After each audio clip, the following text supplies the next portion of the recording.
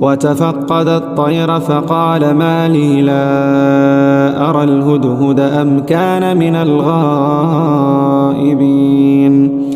لأعذبنه عذابا شديدا أو لأذبحنه أو لياتيني بسلطان مبين فمكث غير بعيد فقال أحطت بما لم تحط به وجئتك من سبأ بنبأ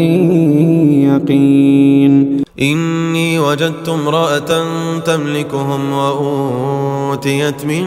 كل شيء ولها عرش عظيم وجدتها وقومها يسجدون للشمس من دون الله وزين لهم الشيطان أعمالهم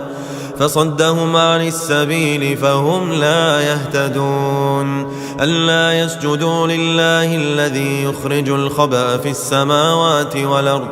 ويعلم ما تخفون وما تعلنون